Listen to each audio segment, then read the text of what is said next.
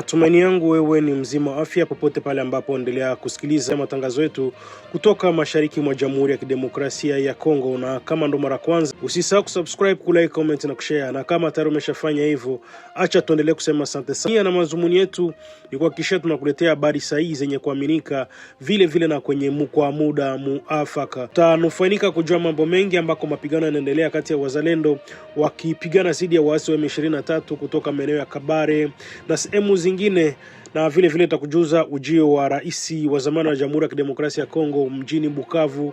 Tutaelekea vile vile tarafani Fizi. Utapata kujua mambo mengi ambayo yanaendelea kupitika ndani ya Kongo, mashariki ya Kongo, hata na nje ya Kongo. Na kuambia tu kuwa na mimi mwanzo hadi mwisho. Bukavu, Jamhuri ya Kidemokrasia ya Kongo. Hali ya wasiwasi imetanda katika eneo la Kabare, maeneo ya Chirunga tangu saa 12:15 asubuhi ya leo Jumanne tarehe 24 Juni mwaka 2025, kufuatia mapigano makali yaliyoripotiwa kati ya wanamgambo wa wazalendo na wapiganaji wa kundi la M23 wanaoungwa wakihusiana na waasi wa M23 ambao wanaungwa mkono na jeshi la Rwanda.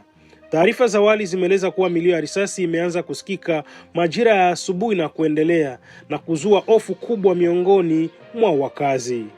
Kwa mujibu wa duru za habari za ndani, hali ya taharuki ilianza kujijenga tangu siku ya Jumatatu Juni tarehe 23, ambapo wanamgambo wa wazalendo walitoa onyo kwa raia kubaki manyumbani kwao, ikidaiwa kuwa wazalendo walikuwa wamejiandaa kwa operesheni ya kuwaondoa wapiganaji wa M23 pamoja na IFC kutoka katika maeneo ya makazi ya kifalme ambapo walikuwa wameweka kambi zao.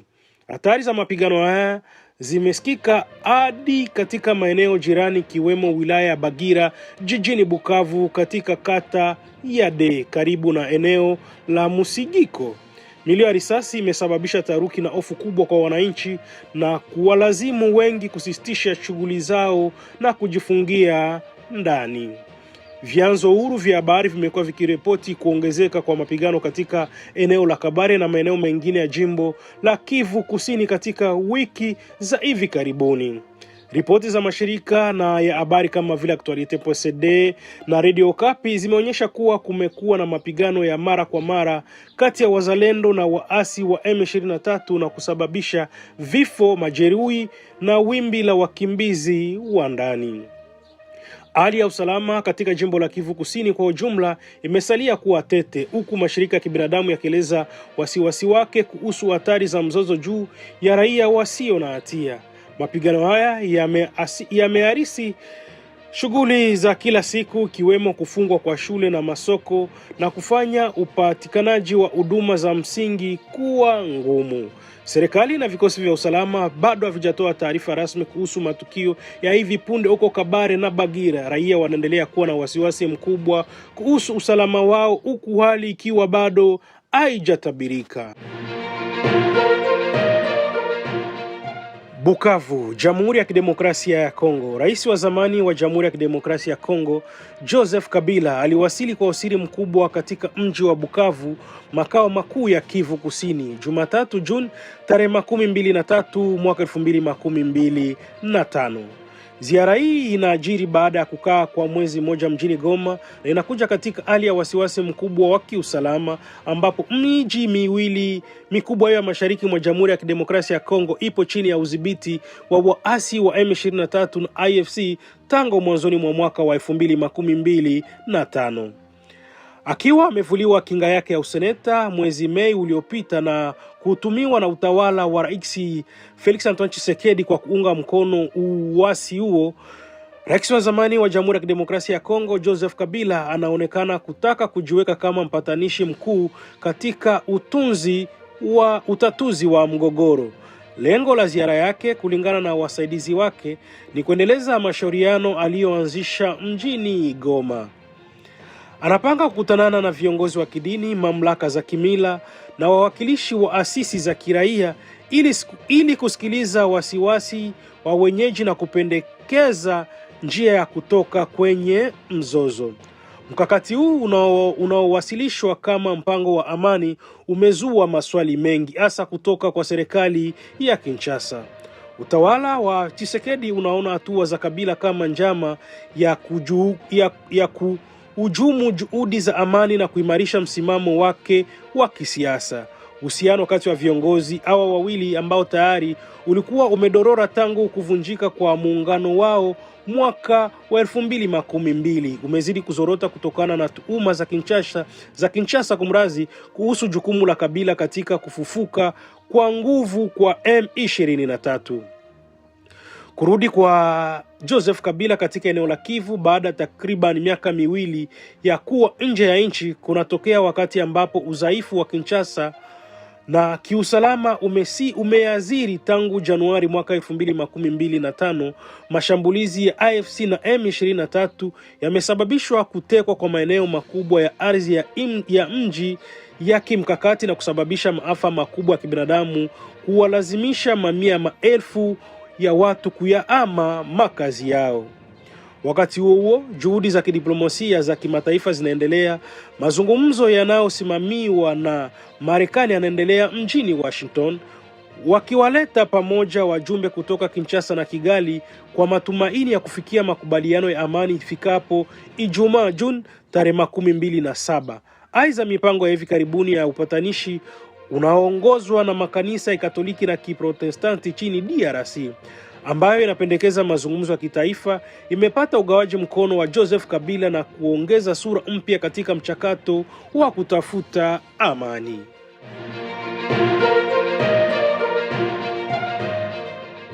Hali ya kibinadamu ya wakimbizi wa ndani katika eneo la Walikale, Kivu Kaskazini, imeendelea kuwa mbaya kutokana na mapigano yanayoendelea kati ya waasi wa AFC M23 na jeshi la serikali pamoja na wazalendo. Ripoti zinaonyesha kuwa maelfu ya watu wamelazimika kuyahama makazi yao katika maeneo mbalimbali ya jimbo hilo, hasa Walikale.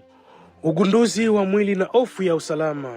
Jioni ya Jumatatu Juni tarehe 23, mwili wa mkimbizi wa ndani uligunduliwa katika bwawa la samaki huko Kailenge Waloha Yungu. Mtu huyo alitambuliwa kama mkazi wa Bukombo Masisi ambaye alikuwa amekimbilia Kailenge baada ya kijiji chake kukaliwa na waasi.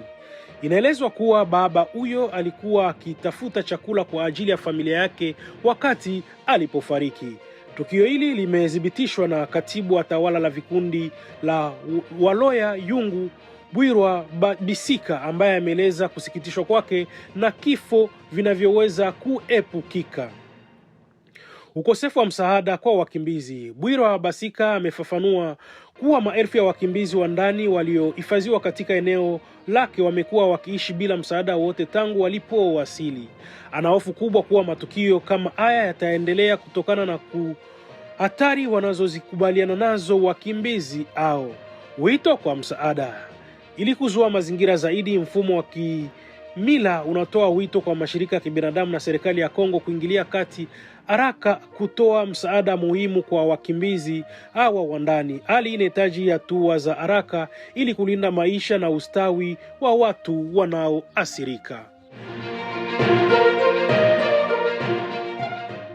Na tuelekee huko Ruchuru ambako mapigano makali yaliripotiwa kati ya waasi wa FC na M23 wanaodaiwa kuungwa mkono na jeshi la Rwanda dhidi ya wazalendo wa kundi la CMC katika vikundi vya Bambo, Bukombo na Tongo vilioko katika eneo la Kichifu la Bwito, wilaya ya Ruchuru, Kivu Kaskazini. Mapigano haya yaliyoanza Ijumaa Juni tarehe 23 yaliendelea hadi Jumanne Juni tarehe 24 na kuasiri vijiji vya Kasiru, Kalimu na Barambizo.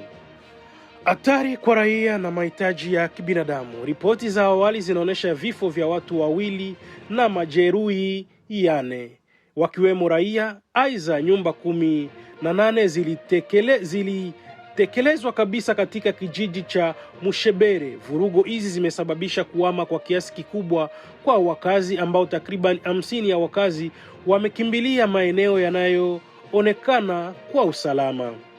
Kuna hofu kubwa katika eneo hilo kutokana na kuendelea kwa kurushiana risasi. Mahitaji ya kibinadamu yanaongezeka kwa kasi kwa watu waliokimbia makazi yao ambao wanakabiliwa na ukosefu wa makazi na usaidizi wa haraka.